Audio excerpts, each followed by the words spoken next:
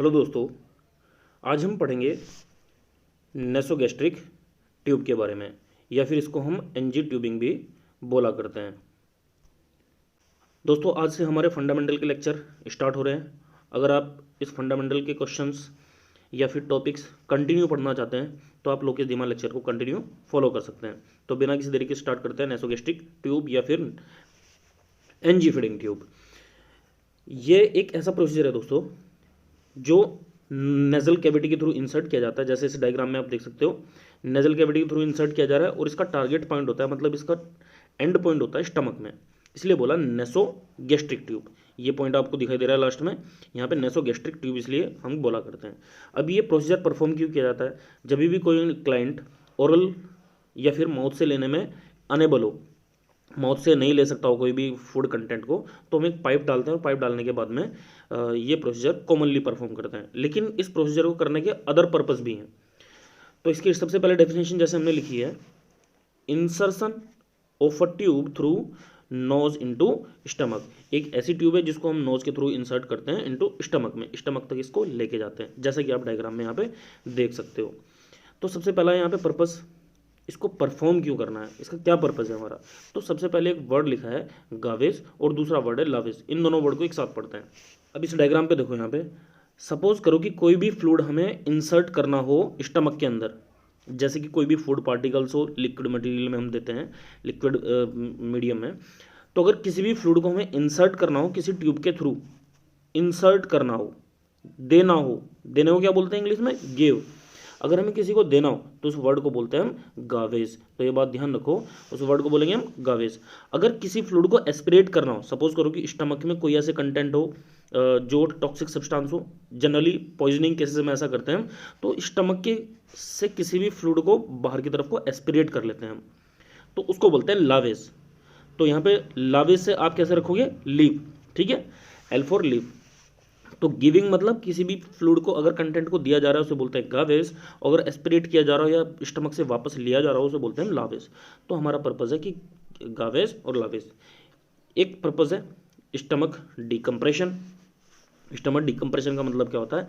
जब भी stomach distension हो जाए, गैसेस डिस्टेंशन कभी भी हो जाता है स्टमक में, अगर स्टमक के अंदर गैसेस डिस्टेंशन हो गया है या फिर उसका वैक्यूम बहुत ज़्यादा बन गया है स्टमक के अंदर, तो उस वैक्यूम को कम करने के लिए या फ्लूइड को बाहर निकालने के लिए, या फिर जितना भी एयर कंटेंट वहाँ पे इकट्ठा हो गया उसको बाहर निकालने के लिए एक प्रोसीजर होता है स्टमक डिकम्प्रेशन। ये हम एनजी ट्यूब के थ्रू किया करते हैं।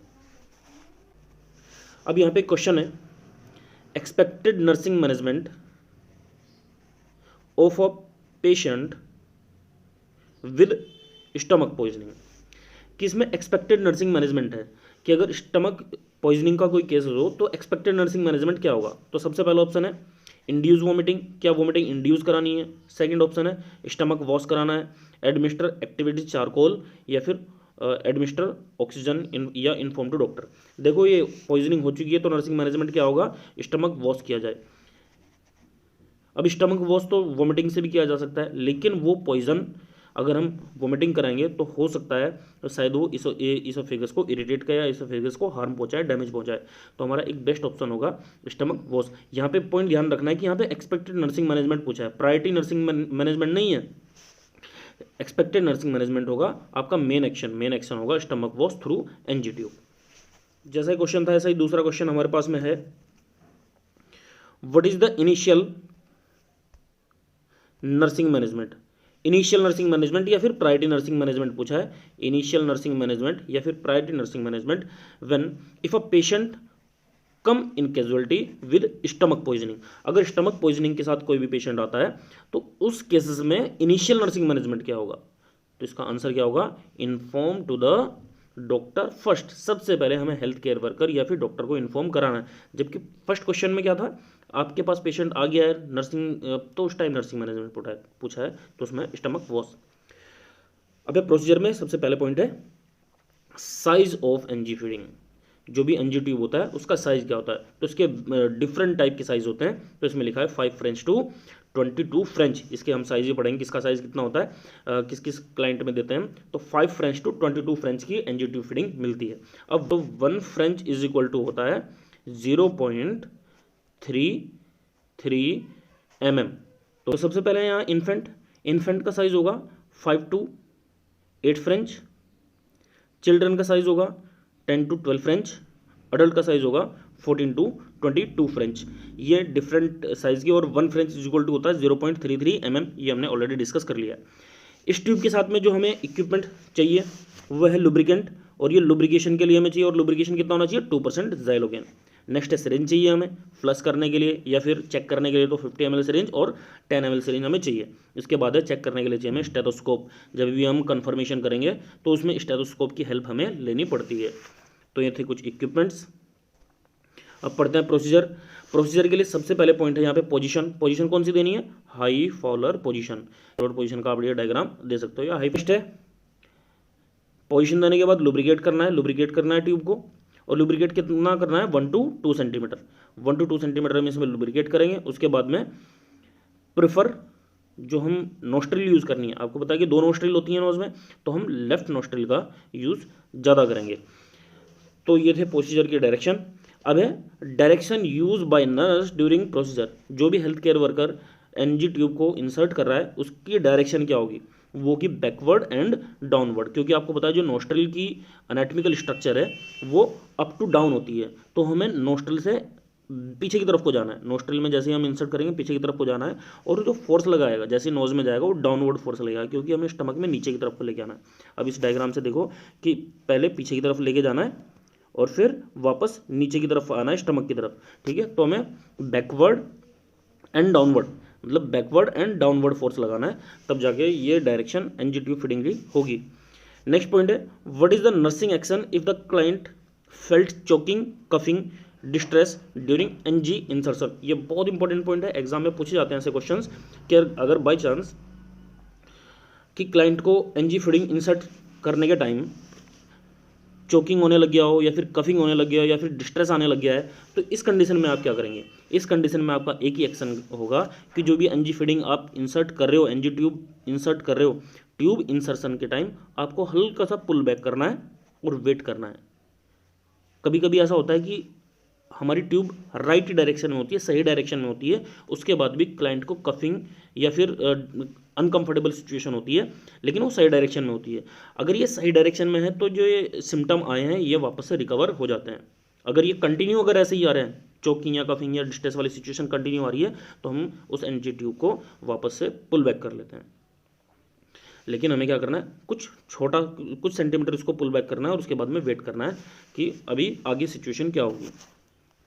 मेजरमेंट ऑफ अ ट्यूब का मेजरमेंट कैसे करें, ये भी इंपॉर्टेंट क्वेश्चन। ये जितने भी क्वेश्चन हम डिस्कस कर रहे हैं सारे के सारे एग्जाम में पूछे जाते हैं, तो इनको बहुत ध्यान से आप लोग पढ़ते रहें। तो मेजरमेंट ऑफ अ ट्यूब, सबसे पहला पॉइंट है tip of nose to tragus of earlobe to xiphoid process. Tragus पे जाना है और उसके बाद में जिफोइड प्रोसेस तक जाना है। जिफोइड प्रोसेस कहाँ होता है, स्टमक का एंड पॉइंट होता है।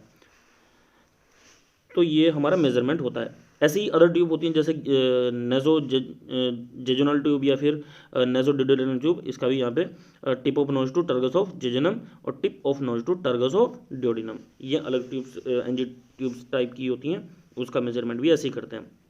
उसके बाद है चेक या फिर प्लेसमेंट ऑफ ट्यूब की कंफर्म कैसे करें कि प्लेसमेंट जो हमने एनजी ट्यूब का किया है वो करेक्ट है या नहीं है।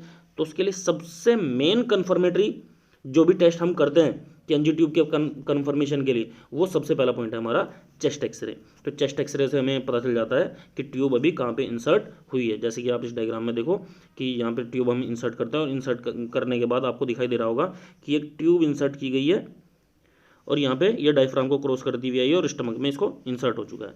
तो ये चेस्ट एक्सरे कंफर्म करता है। क्लियर है। सेकंड पॉइंट है पीएच। जैसे आप एनजी फीडिंग है वो स्टमक के अंदर है, और स्टमक से जैसे ही हम किसी फ्लूइड का एस्पिरेट करते हैं तो वहाँ से जो फ्लूइड का एस्पिरेशन आया उसी फ्लूइड का हम चेक करते हैं पीएच। और स्टमक का पीएच कैसा होता है, हाईली एसिडिक। तो उसी हाईली एसिडिक पीएच को हम यहाँ पे चेक करते हैं। जैसे कि आप इस डायग्राम में देख सकते हो कि ये डायग्राम में हम पीएच स्ट्रिप से पीएच को चेक कर सकते हैं, और ये भी एक कन्फर्म करने का एक अच्छा मेथड है। तो इसमें पॉइंट बोला गया है check pH before every NG feed. और ये एनजी फीड की जब भी हम एनजी फीड दें तो उससे पहले पीएच चेक करना है। ज़्यादा कॉस्टली नहीं होती ये पीएच स्ट्रिप, तो पेशेंट के लिए लाने में इजी होता है, ज़्यादा मुश्किल से हमें सामना नहीं करना पड़ता। तो एनजी फीडिंग में जब पीएच होगा वो कितना होगा, लेस देन 4 pH होना चाहिए क्योंकि हाईली एसिडिक, और स्टमक का pH कितना होता है 3.5 टू 5.5 के आसपास में होता है इसका pH, हाईली एसिडिक स्टमक का pH है। उसके बाद दूसरा थर्ड पॉइंट है ऑस्कल्टेशन बाय स्टेथोस्कोप। जैसे हमने इक्विपमेंट में बात की थी, हमें ज़रूरत पड़ती है स्टेथोस्कोप की, तो ऑस्कल्टेट करते हैं स्टेथोस्कोप से। और कैसे करते हैं, एक 50 ml की सिरिंज लेते हैं, 50 ml की सिरिंज लेने के बाद में एयर का प्रेशर देते हैं स्टमक के थ्रू, तो स्टमक में वूज साउंड आती है, और वो वूज साउंड अगर आ रही है इसका मतलब हम मान लेते हैं कि हाँ ये कंफर्म है एनजी ट्यूब की प्लेसमेंट। लेकिन कंफर्मेटरी कौन सा है, एक्सरे। ये आप ध्यान रखेंगे कि एक्सरे ही कंफर्मेटरी है।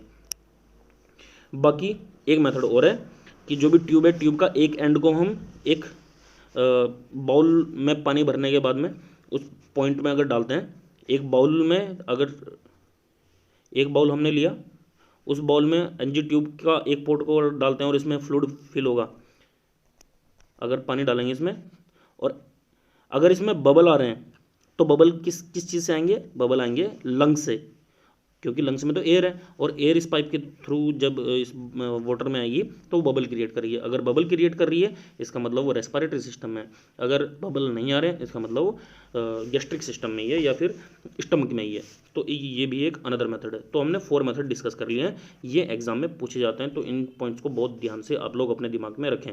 तो कौन कौन से हैं, चेस्ट एक्सरे, पीएच से चेक करना है, ऑस्कल्टेट करना है स्टेथोस्कोप से, वूज साउंड चेक करना है, और उसके बाद में बबल चेक करना है एक पोर्ट के अंदर जिसके अंदर पानी भरा हो। अब पॉइंट करते हैं कि टाइप ऑफ एडमिनिस्ट्रेशन। जब भी आपने अपनी एनजी ट्यूब इंसर्ट कर दी हो, इंसर्ट करने के बाद में किस किस टाइप का एडमिनिस्ट्रेशन हम करते हैं। तो सबसे पहला पॉइंट है बोलस टाइप। बोलस टाइप का मतलब क्या होता है, ये एक नॉर्मल फीडिंग टाइप है जिसमें हम नॉर्मल फीडिंग करते हैं। Volume of frequency, volume and frequency की कितना देना है और कितनी बार देना है, कितना वॉल्यूम देना है और कितनी बार हमें फीडिंग करानी है, ये प्रेस्क्राइब करता है हेल्थ केयर वर्कर या फिर डॉक्टर।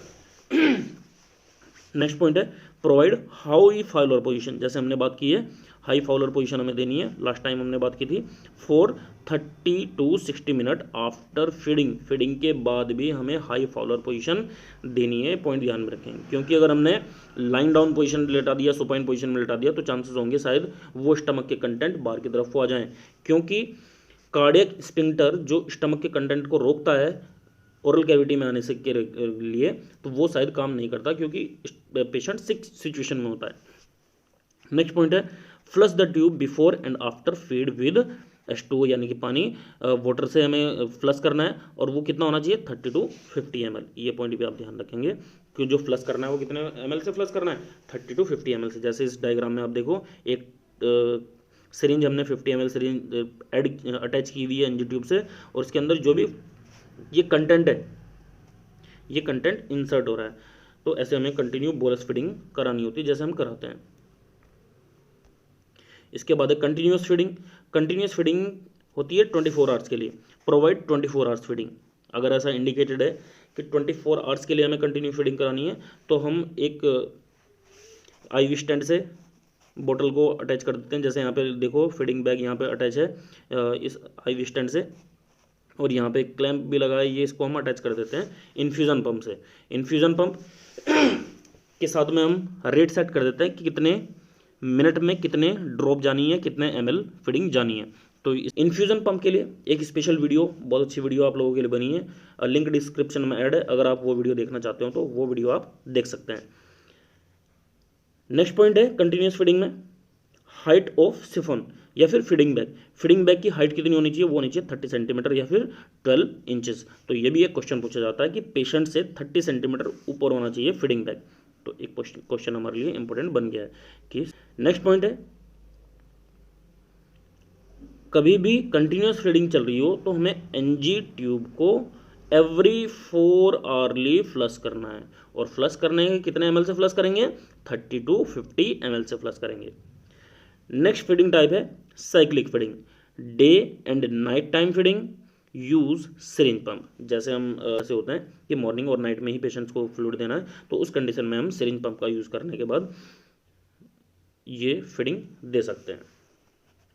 नेक्स्ट पॉइंट है फीडिंग पोजीशन, जब भी हम क्लाइंट को फीड करा रहे हों तो फीडिंग पोजीशन, देखो फीड कराने के बाद तो हाई फाउलर पोजीशन है और feeding position semi Fowler position, ये आप लोगों को ध्यान में रखना है कि फीड कराने के बाद कौन सी पोजीशन है और फीडिंग के दौरान कौन सी पोजीशन है, semi Fowler position.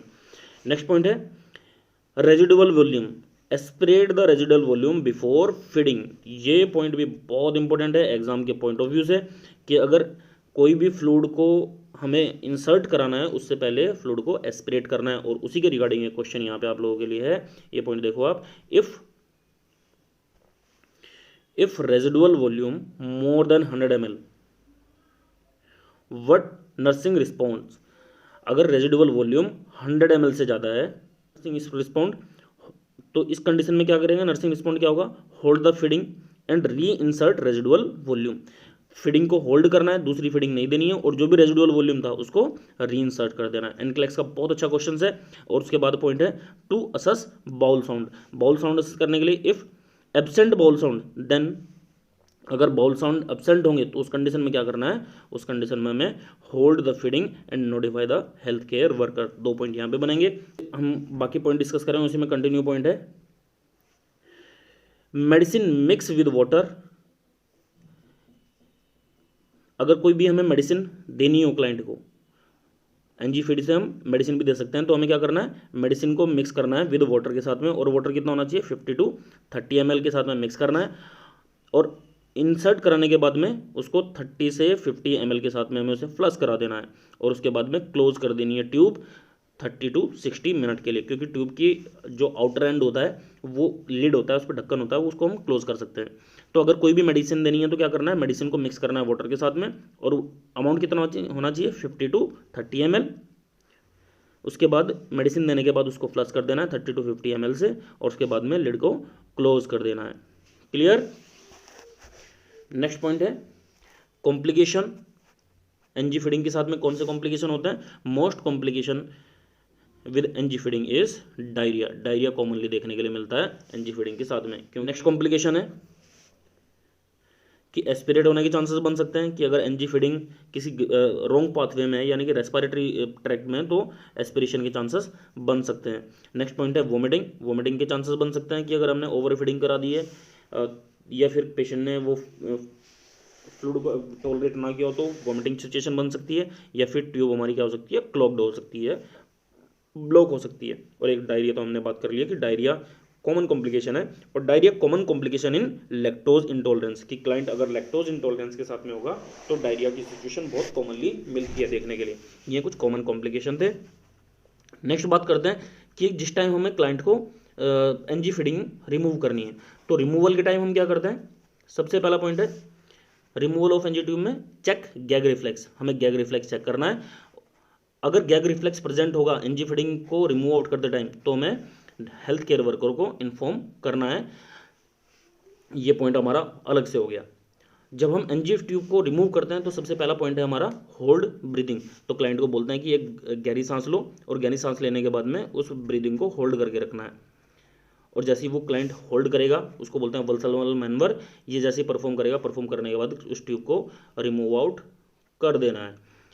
Next point है always check placement of tube before feeding, ये आपके लिए अलग से पॉइंट स्पेशली ये कि कभी भी आप प्रोसीजर परफॉर्म करने जा रहे हो, कोई भी फ्लूइड को इंसर्ट करने जा रहे हो, तो आप हमेशा ट्यूब की प्लेसमेंट को चेक करें, और चेक करने के तरीके हमने 4 मेथड ऑलरेडी डिस्कस कर लिए हैं इस लेक्चर में। अब ये लेक्चर के बाद में 2 क्वेश्चन हो रहे हैं हमारे पास में, इनको देख लेते हैं कि height of chiffon during feeding कितनी होनी चाहिए, 30 सेंटीमीटर या फिर 12 इंचेस, ये क्वेश्चन डिस्कस हमने किया है। और नेक्स्ट एक क्वेश्चन और बचा है most common complication of NG feeding diarrhoea, और डायरिया भी स्पेशली डायरिया किस कंडीशन में देखने के लिए मिलता है, लैक्टोज इंटॉलरेंस सिचुएशन में हमेशा डायरिया देखने के लिए मिलता है। तो दोस्तों ये था आज का लेक्चर, आई होप ये लेक्चर आपको समझ आया होगा। अगर ये लेक्चर आपको समझ आया तो लोकेश धीमान लेक्चर्स को हमेशा फॉलो करिए, चैनल को सब्सक्राइब करिए, और बेल आइकन को प्रेस करना बिल्कुल भी ना भूलिए। Thank you so much and जय हिंद।